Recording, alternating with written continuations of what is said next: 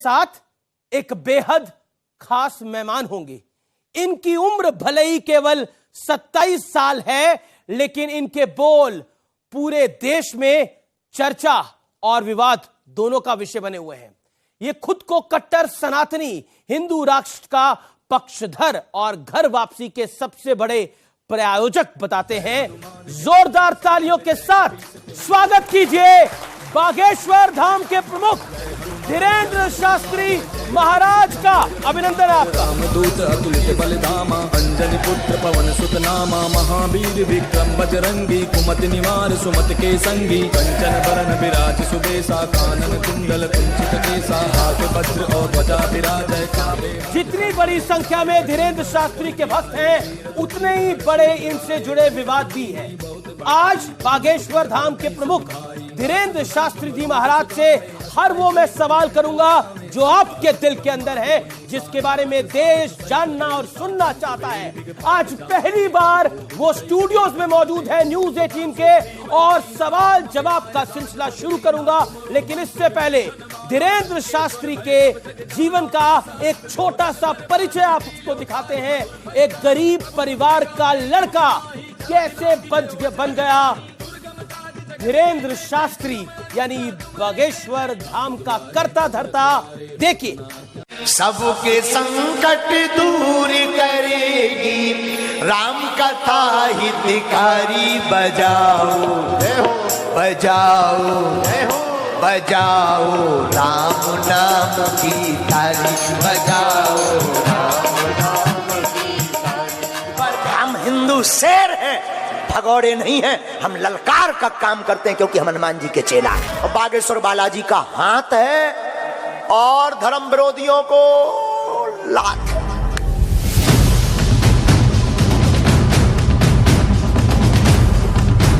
बागेश्वर धाम प्रमुख धीरेंद्र शास्त्री महाराज का यही अंदाज आजकल चर्चा का विषय बना हुआ है। हिंदू राष्ट्र की मांग और ताल ठोक कर विरोधियों को चुनौती। धीरेंद्र शास्त्री हर दिन कोई ना कोई विवाद खड़ा कर देते हैं। अगर वो चमत्कारी बाबा है, वहीं बैठे बैठे चीन को भस्म करते हैं, रोज बॉर्डर फैला करके परेशान करता रहता भारत को। कैसे आप कह सकते हैं कि इस देश को ऐसा बना देंगे? कैसे बनाएंगे आप? तो आप अम्बेडकर के संविधान को जला देंगे क्या? हमने कहा बेटा ये तो दुनिया है, इन्होंने भगवान राम को नहीं छोड़ा, अपन तो आम है, अपन को कब छोड़े। हिंदू राष्ट्र के अलावा धीरेंद्र शास्त्री घर वापसी की मुहिम पर भी जुटे हैं। मेरा नाम सुल्ताना है। मेरा मन बोलता है कि हिंदू धर्म से अच्छा कोई धर्म हो ही नहीं सकता कभी। दरबार में आए भक्त और खुद धीरेंद्र शास्त्री दावा करते हैं कि जो वो पर्चे पर लिख देते हैं, बात पर वहीं पूर्ण विराम लग जाता है। तुम्हारी क्षमता नहीं है कि हमारे पर्चा के बाहर बोल जाओ। आप ही तुम्हारी ये क्षमता नहीं है कि तुम एक अक्षर पर्चा के बाहर बोल जाओ। आस्था और धीरेंद्र शास्त्री का अंदाज बागेश्वर धाम में भक्तों का मेला कभी कम नहीं होने देता।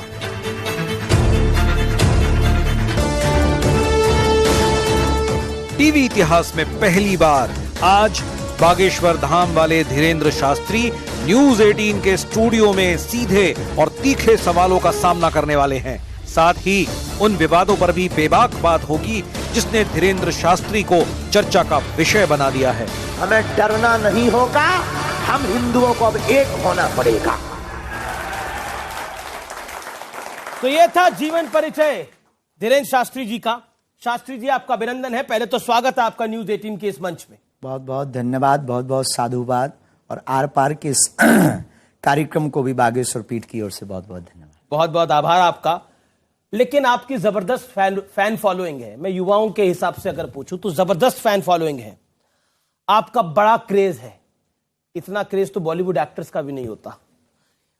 लेकिन आज मैं आपसे एक सवाल पूछना चाहता हूं कि आपकी इस फैन फॉलोइंग का बड़ा राज क्या है? आप जादूगर हैं, चमत्कार दिखाने वाले हैं, आखिर धीरेंद्र शास्त्री है कौन? पहली बात तो हमारी कोई फैन फॉलोइंग नहीं है, हमारा तो पूरा परिवार है। फैन फॉलोइंग तो उनकी होती है जो सेलिब्रिटी होते हैं। I am not celebrity, I am not actor, I am not film actor. हम तो केवल एक साधारण मानव सनातन का झंडा लेकर चलने वाले एक साधक हैं। हमारी कोई फैन फॉलोइंग नहीं, हमारा परिवार, और हमें गर्व है कितना बड़ा परिवार। लेकिन अगर आपका मैं परिचय पूछूं कि धीरेन्द्र शास्त्री कौन है, चमत्कारी हैं, अवतारी हैं, कौन है? धीरेन्द्र शास्त्री एक साधारण इंसान है, जैसे आप हैं वैसे हम हैं, बस हनुमान जी के एक साधारण से सेवक हैं। उसका परिणाम है ये कि जो धर्म विरोधी हैं उनके मुंह पर तमाचा लग रहा है। तो आपके पास ऐसा क्या गुण है? मैं इस सवाल को ऐसे पूछता हूं कि आपके पास ऐसा क्या गुण है कि हनुमान जी ने आपको चुना? सच्चाई बोलने का गुण है और निडरता के साथ सच्चाई को दावे के साथ रख करके और सबको सत्य से जोड़ने का गुण है। और ये अगर किसी भी इंसान के पास ये गुण आ जाए तो ईश्वरीय दिव्य कृपा को वो स्वतः ही पा जाता है। आपके जीवन के बारे में मैं पढ़ रहा था, आप एक गरीब परिवार के हैं। एक गरीब व्यक्ति, एक सामान्य परिवार से निकला हुआ धीरेन्द्र शास्त्री आज एक ऐसे मुकाम पर जहां पहुंचा है जहां देश उसको सुन रहा है, जहां देश उसको सुन रहा है। आपके समर्थक हैं, आपके विरोधी हो सकते हैं। वो कहते हैं ना, you can love me, you can hate me, but you can't ignore me now. बहुत अच्छा। देखो, पहली बात तो हम बड़ी विनम्रता पूर्वक आपको कहें कि जिंदगी में अभाव, इस दुनिया में ऐसे लाखों करोड़ों लोग हैं जिनके जीवन में अभाव रहा। उनमें से एक हम भी हैं। हम अपने आप को कोई स्पेशल नहीं मानते हैं, हम अपने आप को कोई बहुत गुणज्ञ नहीं मानते हैं। हम एक साधारण इंसान हैं।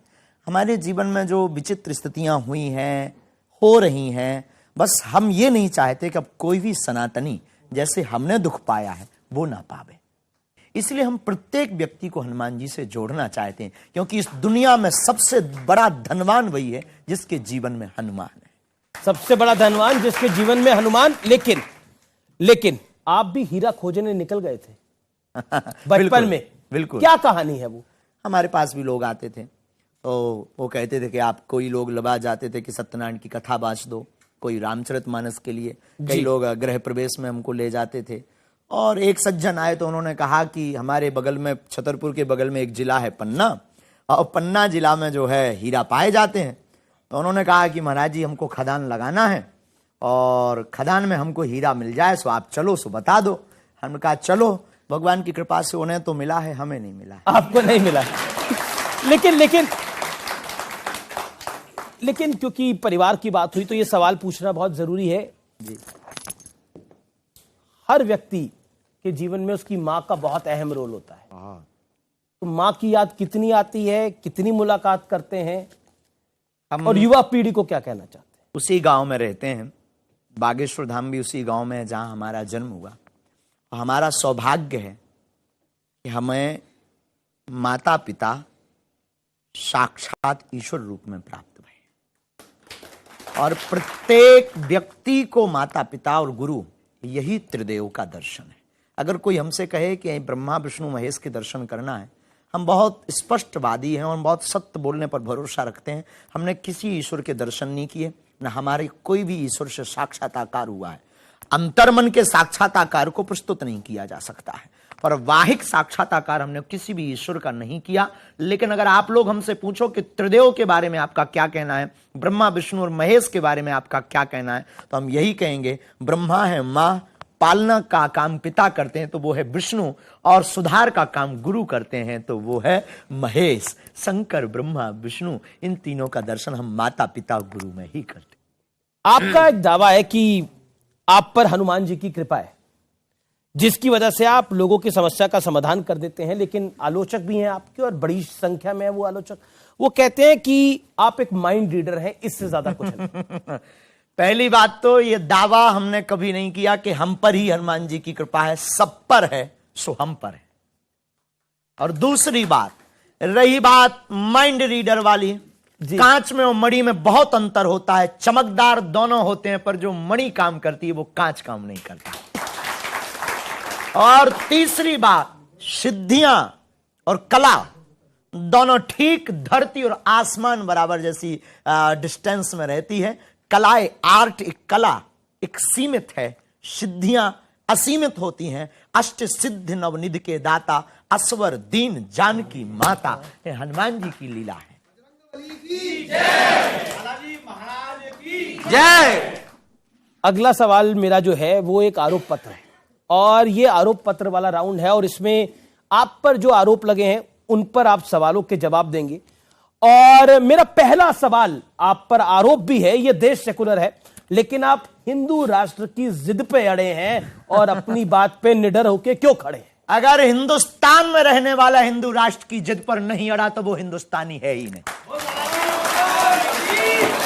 वो लगता है वेस्ट इंडीज का आदमी है।